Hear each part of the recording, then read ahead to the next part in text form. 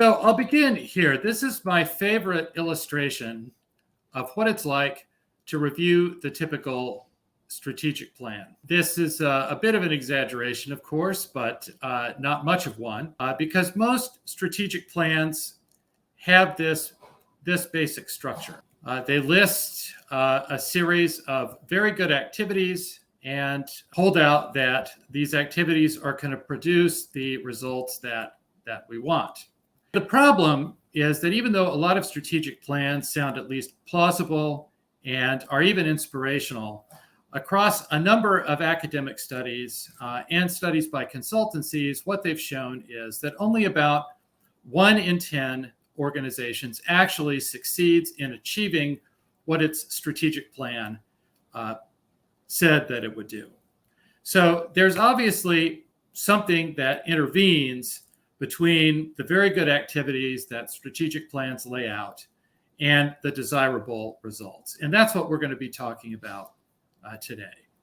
I'll spend the rest of our time talking about the 8 necessary elements of strategic plans that I find are usually missing. And I'll present these as questions that we can ask ourselves when we're either working on or reviewing a strategic plan. So the first thing is what makes something a plan? Now, this seems obvious, but most of the strategic plans I review don't qualify really as plans of any kind. And we can think about it this way. Imagine that we want to take a trip. Now, we can think about traveling in general, but we can't take an actual trip without choosing a specific point of departure, say Los Angeles, a specific point of arrival, say New York City, and a specific means for getting from one of these to the other, say a commercial airline flight. All right, so we need 3 things for any plan: a specific description of our current state of affairs, a specific description of the state of affairs we want to achieve, and an explanation of why and how certain activities will move our organization from one to the other. In my experience, very few documents that are called strategic plans contain any of these 3. Instead, the typical strategic plan pledges to do more of what the organization has already been doing and to do it better. And the problem is that more and better don't clearly describe a state of affairs. So for instance, they don't answer the question, why? Why do more? Why do one more transaction rather than one less? And also, what is the definition of better? A second question is, what makes a plan strategic? I think there's a tendency to regard anything that's important or affects the entire organization as, by definition, strategic. But if we think about this for a minute, we can see that this can't really be true. The selection of a payroll system for your organization is very important and it affects everyone. But for most organizations, this is not going to be an important strategic decision.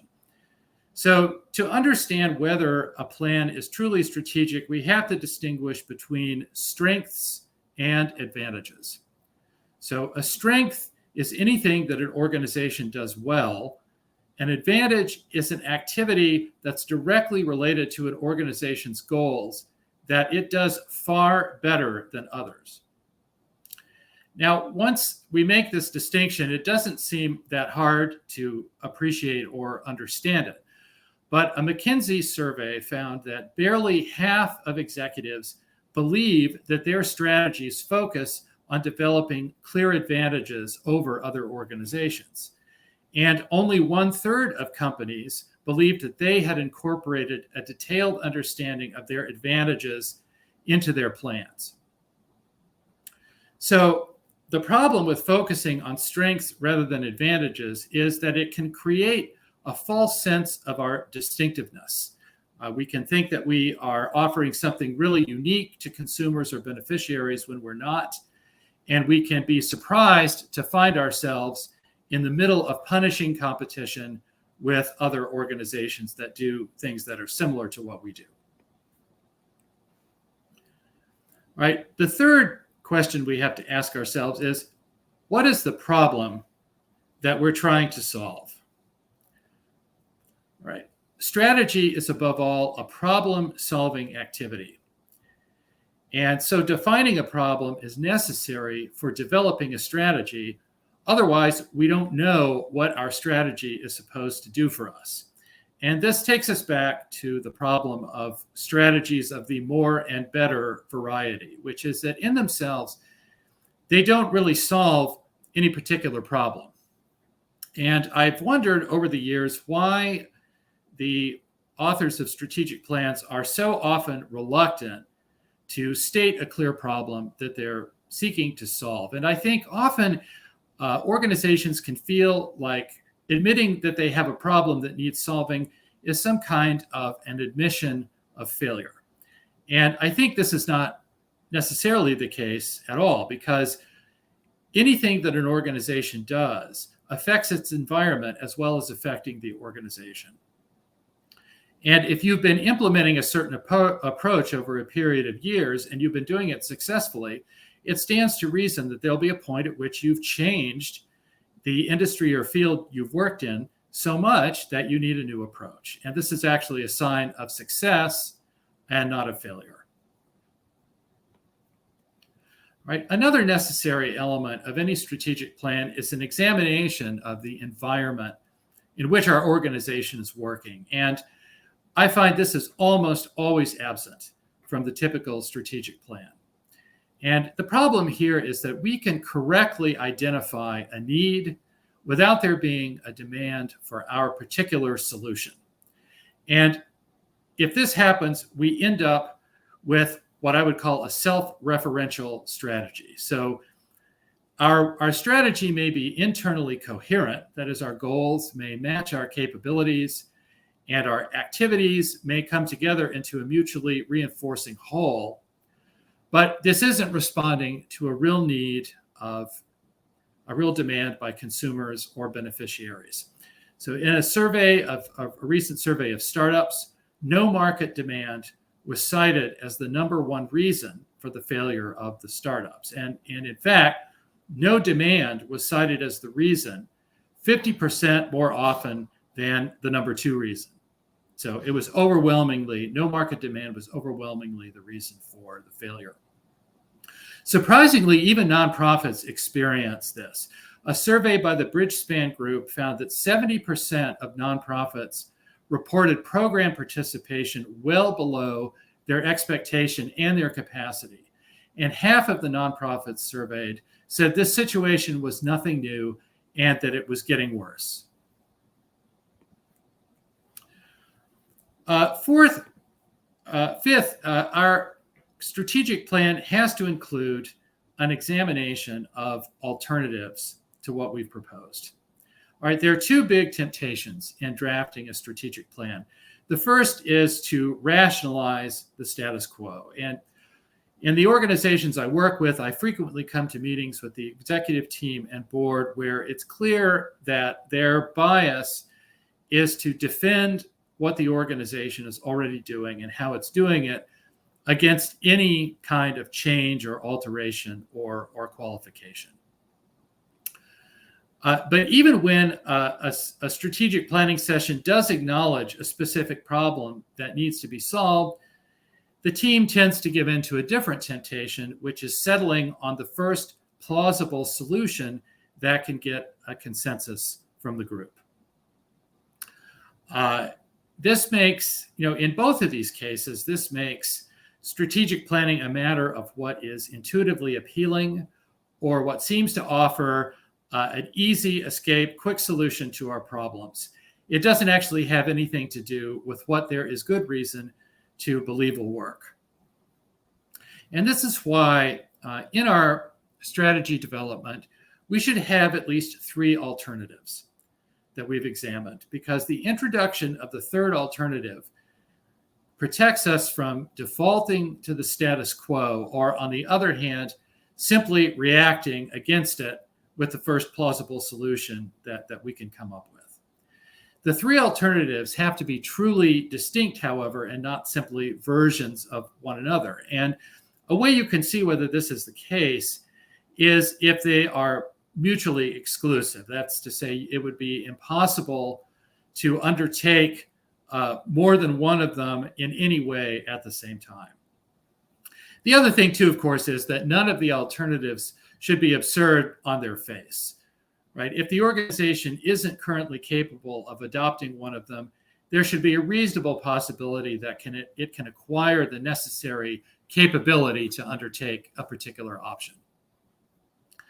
Now, one thing that we can ask is whether really this needs to be a part of a strategic plan. Shouldn't the plan simply communicate the choices that the organization has made? And certainly they should do that, but part of that communication is making clear the logic of the organization's choices by discussing the alternatives that it considered and why one was chosen over the others.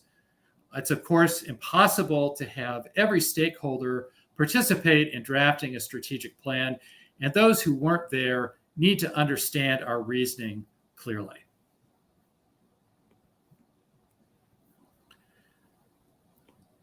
All right, sixth, every strategic plan contains certain terms or ideas that are particularly important to the organization.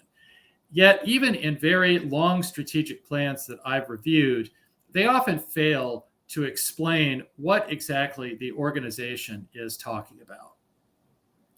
So I'll make an analogy here to articles in scientific journals. If you've ever read a paper in a peer-reviewed journal, you'll be familiar with the idea of an operational definition, even if you didn't know that's what they were called. So as you will have seen, researchers have to describe precisely what they mean when they use certain terms, and they have to make clear exactly how they've observed and measured the phenomenon they're studying in their particular experiment. Otherwise, they can't confirm their own results, and other researchers can't repeat their experiment. Now, even though this appears in every scientific paper, there are widespread difficulties in repeating scientific experiments. The journal Nature found that 70% of scientists failed to reproduce another scientist's work, and 50% of scientists failed to reproduce their own work. Now, if this is the kind of confusion that can arise in empirical studies, it's easy to understand the confusion within an organization when its strategic plan doesn't explain what it means by terms like industry leader, innovative products, or for a nonprofit, creating positive impact. And often you'll read through very long strategic plans with terms like this, present throughout, where the organization never actually says what it would mean to accomplish these things. And just to give you an example of an organization that did do this, some years ago, Edward Jones, the financial firm, adopted a new strategy in which it said its goal was to serve conservative individual investors who delegate their financial decisions.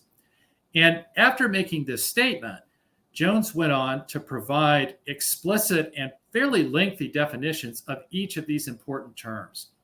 What does it mean to be a conservative investor? What's an individual investor? What's an investor? And what does it mean to delegate your financial decisions? Now, we might think that the meaning of these terms is clear on its face, but the leadership of Edward Jones knew that if the strategy was going to be successful, it couldn't afford to take anyone's understanding of these terms for granted.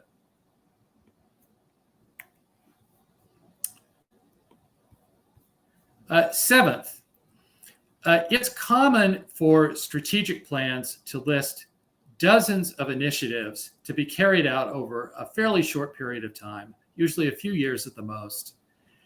And if the plan includes descriptions of each initiative, these plans can be quite long. The record for plans I've reviewed was one with 175 initiatives listed. This was actually far more initiatives than the total number of people in the management of the organization. Now, the problem is usually not that any of the activities or initiatives listed are obviously bad or foolish in themselves.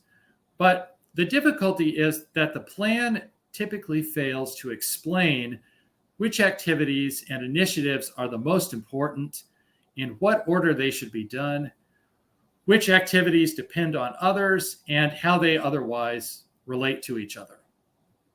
And unfortunately, this makes even a plan that has many good ideas into a praiseworthy but jumbled to-do list that is often extremely confusing to frontline employees and even those in middle management.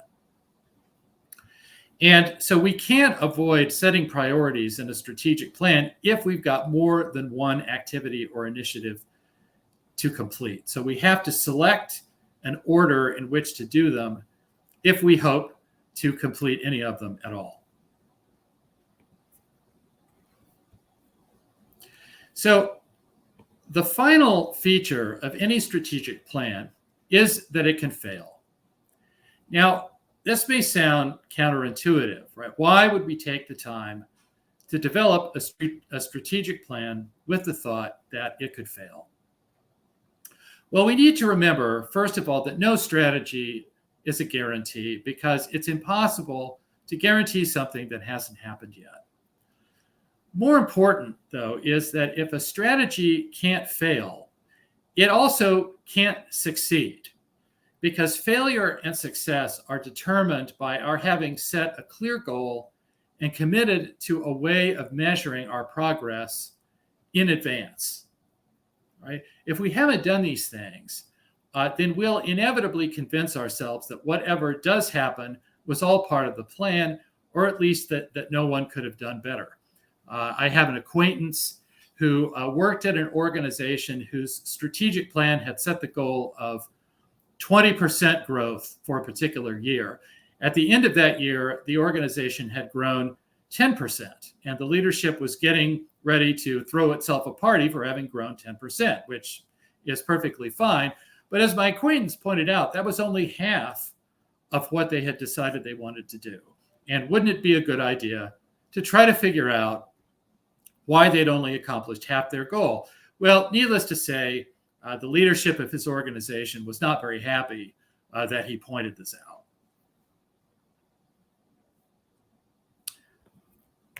So to review the 8 essential elements of any plan.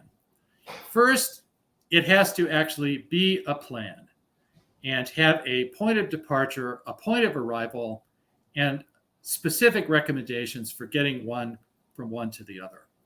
Secondly, the plan has to be based on genuine advantages that our organization has over other similar organizations, and not simply on strengths, on things that we happen to do well. Now, a point here is that these advantages don't necessarily need to be qualities that the organization already possesses. These can be things that it is part of the plan for us to acquire over a period of time.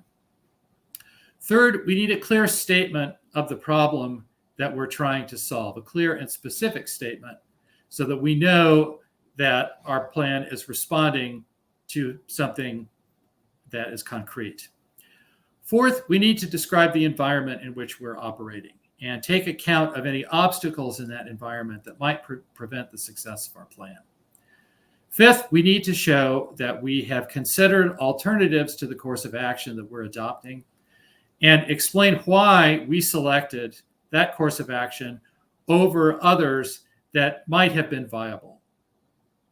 Sixth, we need to define the key terms in our plan clearly so that they are unmistakable to all of our stakeholders.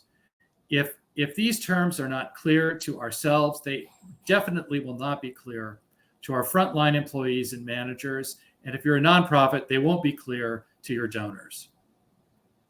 Seventh, we have to explain the priority among the initiatives that are part of our plan, explain how they relate to each other, which depend on others, which we will implement should it turn out that we don't have the resources to implement all of them. And finally, we need to specify clear goals and commit to ways of measuring our progress in advance so that we won't fool ourselves about whether things are going well or not. So to go back to the original graphic we looked at, so we were asking, okay, what comes between the very good activities that most plans set forth and the results that they desire that causes the frequent failure, the 90% failure of strategic plans? Well, now we know what needs to come in between, all right, which is specific explanations of the 8 elements that we've been discussing in the presentation, right? But now we can see that there's actually another problem, because how can we choose our activities before we have explanations of our situation, the problem we're trying to solve, our advantages, potential obstacles, and so on? And so what we see from this is, in fact, these explanations need to come before our selection of activities for our plan. And it's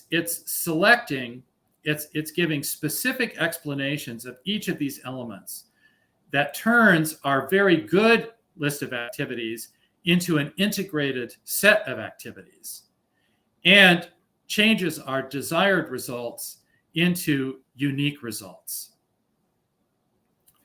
And so this leads me to the real conclusion of this presentation, which is that even though it can be useful to talk about strategic planning as a shorthand for what we've been discussing here, the truth is that strategy and planning are separate activities, because our planning has to be governed by the specific explanations that we've previously given to the important elements of any plan, so that we know exactly what it is that we should be doing and how.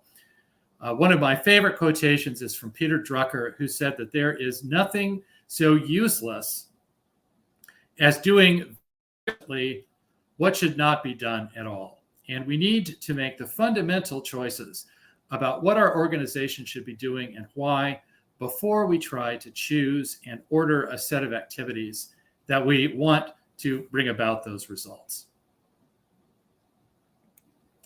So I'm going to stop the presentation right there.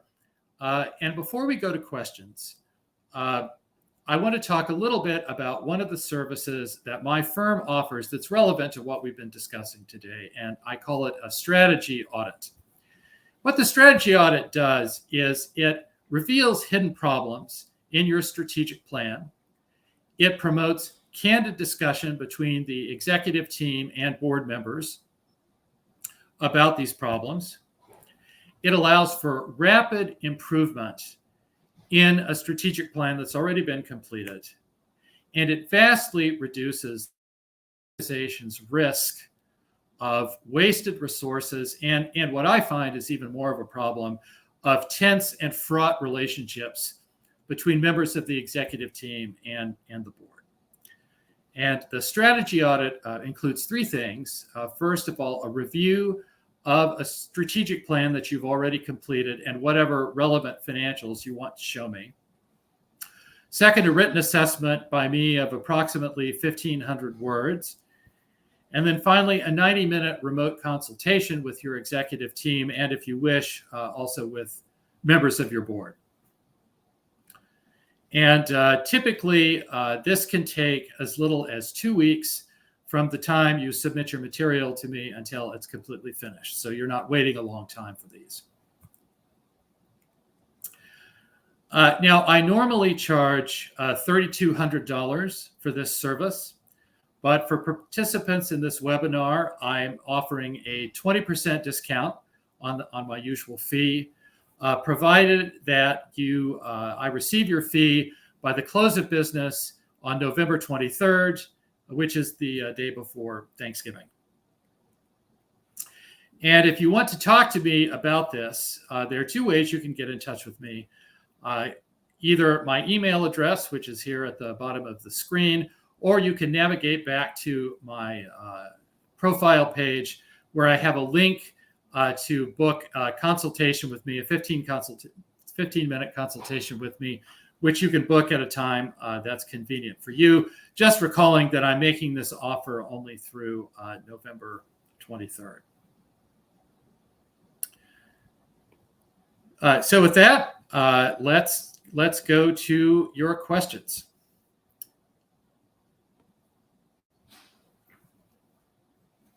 Let's see here. I'm going to check.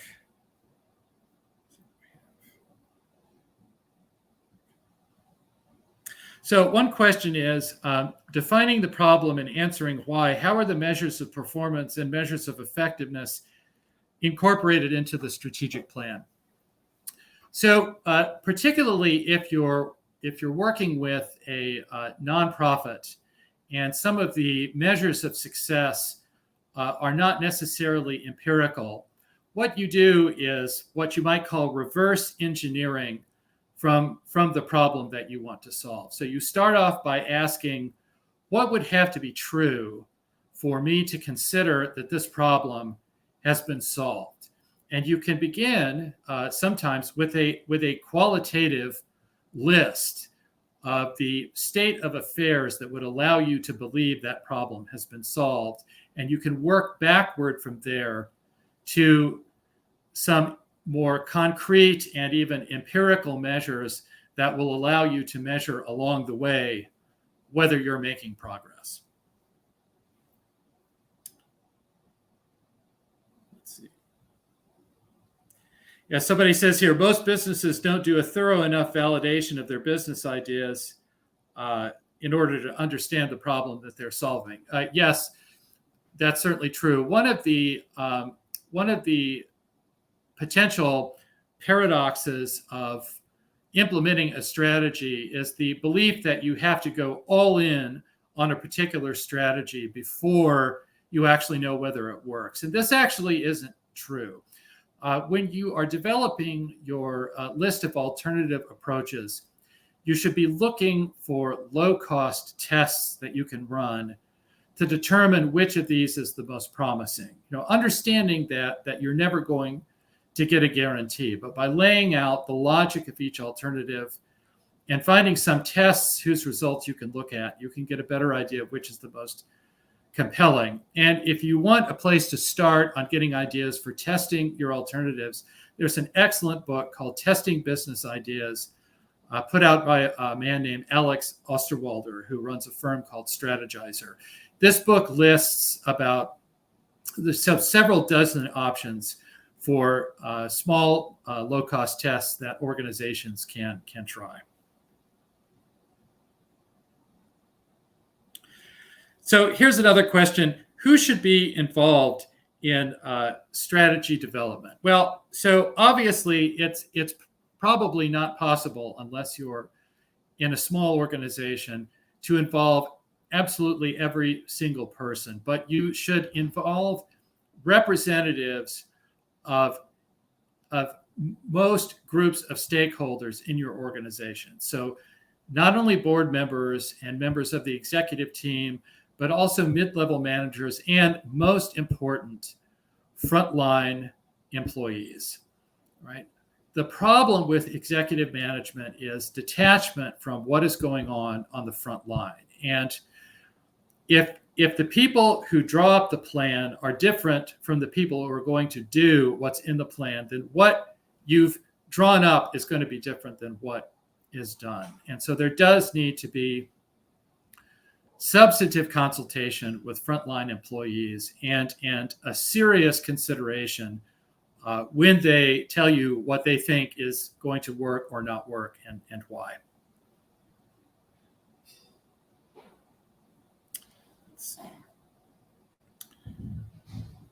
What other question? The question about whether this recording will be available. Yes, LinkedIn records all of these live webinars, and you can come watch it again at this same web address at any time. Okay, another question is, how often should organizations review their strategic plans? The answer is as often as necessary, but no more often. I'll say a little bit more about that. So for many organizations, an annual strategy review is a kind of burdensome bureaucratic exercise. And this is not what you want, because problems with your strategy don't arrive on an annual schedule. A benefit of going through the 8 points that I outlined here in your strategic plan and making sure you've got specific explanations for each one is that you will know what has to be true about your organization and what has to be true in your external environment for your strategy to be successful. And you need an ongoing assessment of whether those things are continuing to be true. All right. And if you discover that they are not true or appear that they won't remain true for much longer, then that's the time to reassess your strategy. And that can happen a month after you implement a new strategy, and it can happen 5 years after you implement a new strategy. So an example might be that if you have developed a truly unique product or service, and your strategy is premised on your having no serious competition, either a competition that offers more features than you do or offers the same product at a lower cost, and you suddenly discover that there are in fact other companies that are preparing to launch a similar product, well, that's a clear example of something that your strategy depended on, which is no longer true. And so you need to re-examine. Let's see here. Can we speak more about how to differentiate advantages from strengths? Yes, this is a key point. So just to repeat what I said before, a strength is anything that an organization does well. But an advantage is an activity that an organization does far better than similar organizations that is immediately related to the achievement of whatever the organization's goals are. So, let's take an example. Let's say that let's say that your business is a furniture let's say that you're a furniture company. So let's say that you have a very efficient furniture manufacturing process that allows you to source, produce, and deliver furniture extremely efficiently in a way that is operationally very profitable for your company. Well, that's clearly a strength that you have. But if your main competitors have equally efficient sourcing, manufacturing, and delivery capabilities, then that's not an advantage that you have over them. That's not a way in which you're going to be able to overcome the threat of their competition.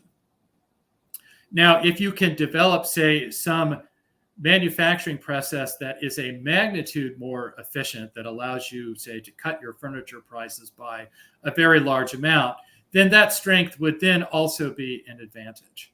But simply because you do something well doesn't mean you do it well enough for it to help you succeed.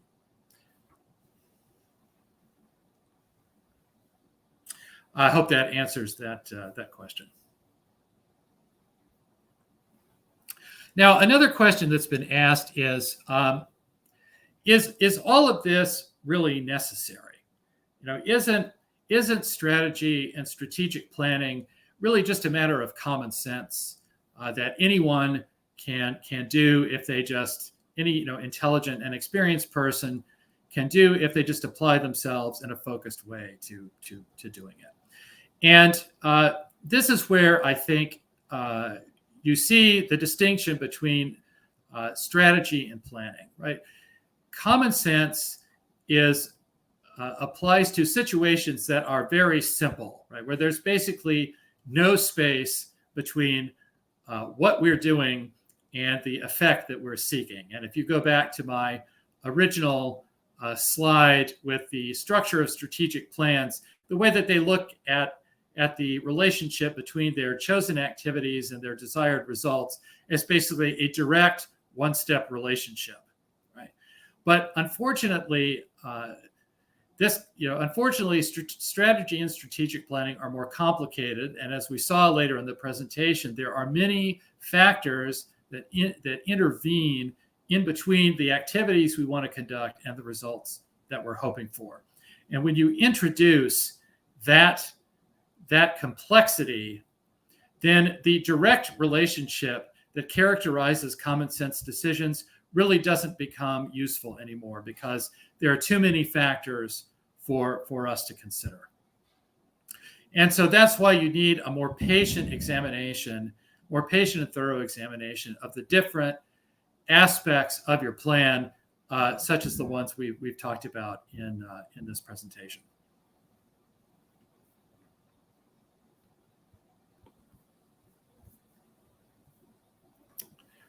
Another question that's been asked is, does it really make sense to talk about advantages, right? One popular school of thought in the business world now is that there's no such thing as an enduring advantage.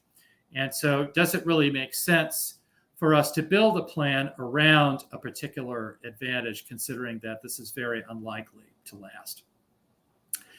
And again, this is where I would go back to the point I made earlier about how you evaluate when it's time to revisit your strategy. Because in the same way, as I mentioned a moment ago with the example of the furniture company, in the same way that you can take something that's currently a strength and turn it into an advantage, it can also be true that something that has been an advantage for you stops being an advantage, even if you're still performing very well at it, because other organizations have matched your ability in a particular area.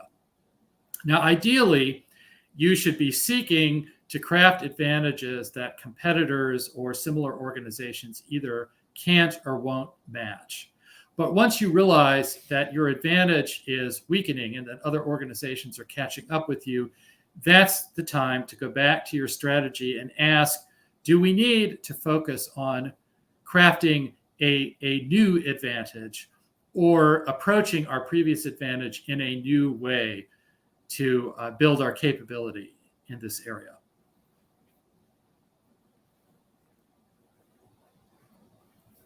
Are there any more questions?